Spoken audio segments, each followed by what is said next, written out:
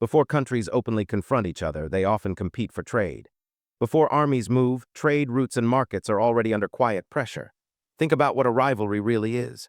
Not the moment when two sides openly clash, but the long period before that, when each side is watching carefully, protecting its own interests, and trying to secure small advantages. Many of the major rivalries in history began this way. Not with a sudden event, but with competition over something valuable and limited. A trade route, a market, a resource, a monopoly someone else wanted to enter. Over time, these quiet economic pressures can shape political relationships between states. Merchants may lose access to markets. Governments may adjust tariffs to protect local industries. Trading companies may compete for the same routes and customers. Each step can seem small on its own, but across years or decades, these decisions build deeper tension. Open confrontation often comes much later. Trade disputes usually come first. And understanding how these slow economic changes grow into lasting rivalry helps us read history with more clarity. To understand how economic rivalry works, it helps to go back to the earliest trading systems we have good records of. In the ancient Mediterranean world, states competed for control of sea routes long before they competed for territory on land. The Phoenicians built trading posts all along the western Mediterranean coast. Greeks planted colonies wherever they could reliably access key goods: timber for ships, grain for cities, metals for tools and weapons. These were not random choices. They were deliberate decisions made by people who understood something very practical.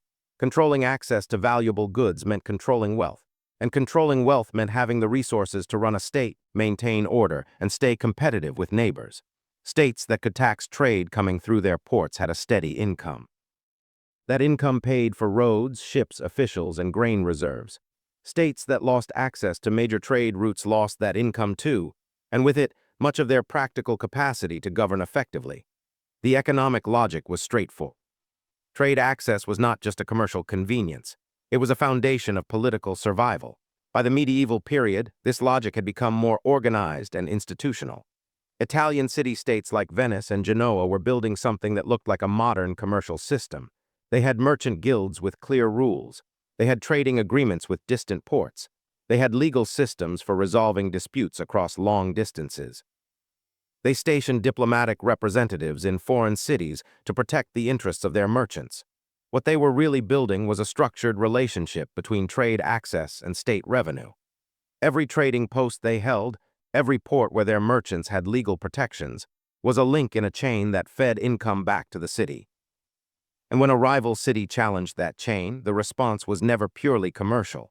It was institutional and political because the entire revenue structure of the state depended on it. Tariffs added a further dimension to early state competition. Governments levied duties on imported goods to fill their treasuries and also to protect local producers from cheaper foreign goods. A tariff was not simply a tax. It was a policy choice. It said, we are going to protect this industry and this merchant class because they matter to how this state generates revenue and maintains political support. When a foreign state raised its own tariffs in response, the friction that followed was not just commercial. The groups that were being protected, merchants, producers, trading companies, were also the most politically connected groups in those societies. They had direct access to the people making decisions. They used that access to push governments toward policies that kept their advantages intact. And so economic competition, filtered through these institutional relationships, became political competition almost automatically. One of the clearest historical examples of this process is the long rivalry between Venice and Genoa in the medieval Mediterranean. Both city-states were built entirely on trade. Both depended on the same set of sea routes that connected Western Europe to the spice markets of the Eastern Mediterranean, and through them to the goods of Asia. For roughly 2 centuries, they competed fiercely for control of the same trading posts, the same ports, and the same sea lanes. The competition was institutional at its core. Venice and Genoa each built networks of overseas trading posts, small administrative outposts scattered across the Mediterranean and the Black Sea that gave each city privileged access to specific markets. These were not just warehouses. They were legal and commercial footholds. The city whose merchants held a trading post in a particular harbor could negotiate better terms, pay lower duties, and move goods faster than any rival without that foothold. Losing a trading post was not just a commercial setback. It disrupted an entire revenue chain that ran from the distant docks all the way back to the city treasury. The rivalry between Venice and Genoa was, at its foundation, a structural competition between two institutional systems fighting to control the same economic geography. General historical consensus. Broadel, the Mediterranean. The rivalry between England and the Dutch Republic in the 17th century followed a similar logic, but used a different institutional weapon: legislation. By the mid-1600s, the Dutch Republic had built the most efficient commercial shipping network in the known world. Dutch ships were cheaper to build, cheaper to operate, and Dutch merchants had established reliable relationships across Europe and far beyond it. The result was that a large share of England's imports and exports were being carried by Dutch ships. The revenue from that carrying trade flowed to Dutch merchants and into the Dutch treasury, not the English one. England's response came in 1651, when Parliament passed what became known as the Navigation Acts. These laws required that goods imported into England must be carried either in English ships or in ships from the country where those goods originally came from. The purpose was clear. It was to cut Dutch merchants out of the profitable carrying trade and redirect that revenue to English hands. The legislation was framed as commercial regulation, but it was in practice a direct institutional attack on Dutch economic advantage. The Dutch recognized it as such, and the tension that followed was both commercial and political. Colonial trade monopolies followed the same pattern on a larger scale. From the 16th century onward, European states began granting exclusive trading rights to large chartered companies, organizations that mixed private investment with state-backed monopoly privileges. The Portuguese had exclusive rights along African and Asian sea routes. The Spanish crown controlled all trade with its American colonies through a centralized system centered in Seville. The Dutch East India Company, known as the VOC, held a monopoly over all Dutch trade with Asia. The English East India Company held a similar position. These were not ordinary commercial firms. They were institutional expressions of state trade strategy. They concentrated on enormous revenue. They maintained armed fleets to defend trade routes. They lobbied governments relentlessly to preserve the monopoly privileges on which their entire business model depended. The competition between these companies, for the same ports, the same goods, the same routes, was also a competition between the states behind them. Eli Heckscher, Mercantilism, General Historical Consensus. The 19th century produced yet another version of this structural pattern, this time through industrial tariff competition. As states industrialized, they faced a recurring question: should they allow foreign manufactured goods to compete freely in their markets, or should they protect their own developing industries behind tariff walls? The German states gave a clear institutional answer in 1834, when they formed the Zollverein, a customs union that removed trade barriers between German territories, but maintained a shared external tariff against foreign goods. This was deliberate economic statecraft.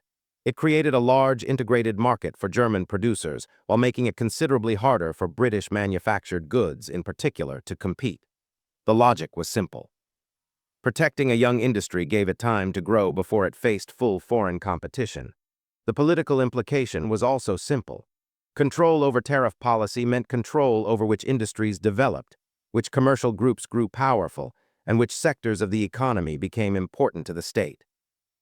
Looking across these examples, Venice and Genoa, England and the Dutch Republic colonial trading companies, 19th century tariff walls, a set of structural patterns emerges that is consistent enough to notice across very different eras and settings. The first is competition for market access. In every case, states and their merchant communities work to maintain or expand access to profitable markets, and equally to complicate or restrict access for rivals. The specific tool kept changing: trading post networks, navigation legislation, monopoly charters, tariff walls, but the underlying competition was always the same. Access to markets meant revenue. Blocking access for others meant relative advantage. The second pattern is revenue dependence. States that built their fiscal foundations substantially on trade income had a structural reason, not just a commercial preference, to defend the conditions that generated that income. Venice and Genoa were not fighting over abstract commercial principles. They were protecting income streams that funded everything their governments did. England's Navigation Acts were not philosophical statements about economic freedom. They were instruments designed to redirect revenue flows. When trade income is central to how a state functions, trade policy stops being purely commercial and becomes a matter of political necessity. The third pattern is merchant influence on government decisions. In every era examined here, commercially powerful groups found ways to shape the trade policies of their states. Merchant guilds, trading companies, and later industrial producers were not passive observers. They had clear interests in specific policies, and they had the access and resources to push for those policies. State trade policy very often reflected the priorities of the most commercially powerful domestic groups, which meant it very often created or intensified rivalry with foreign competitors who threatened those groups. The fourth pattern is escalation. Once one state raises a tariff or restricts access to a market, the affected parties typically push their own government to respond. A single protective measure generates a countermeasure. Over time, these responses accumulate and harden.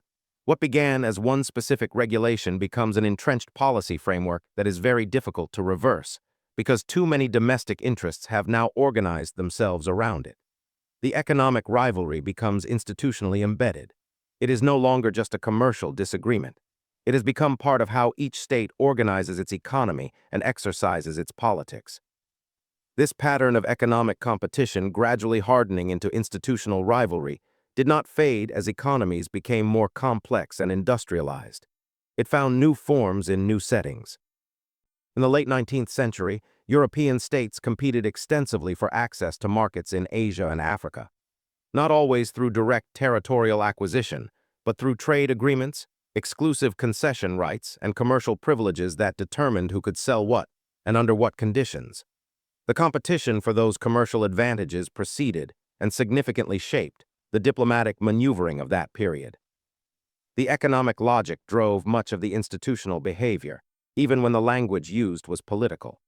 By the early 20th century, Germany and Britain had become the two dominant industrial economies in the world.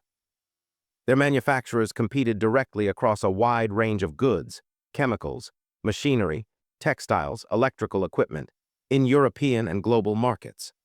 German industry had grown with extraordinary speed over the preceding decades, and its exporters were now competing directly with established British firms in markets that British exporters had long dominated. The commercial rivalry between these two industrial systems was widely discussed at the time and generated sustained institutional pressure. Trade policy arguments, shipping disputes, investment competition, that ran alongside the more visible diplomatic developments of the period as a steady and largely unresolved source of tension. What the long historical record of economic rivalry suggests is something fairly straightforward. Political tensions between states very often grow out of economic competition that was already building long before it became visible as a political problem. Trade routes created dependencies. Tariffs created protected industries and politically powerful groups. Monopolies created institutional structures that states and merchant communities worked hard to preserve. Over time, those economic arrangements hardened. They became embedded in state revenue systems, in alliances between governments and commercial interests, and in the institutional frameworks through which trade was governed and disputes were managed. Not every trade dispute becomes something larger, and not every political rivalry has its roots primarily in economics.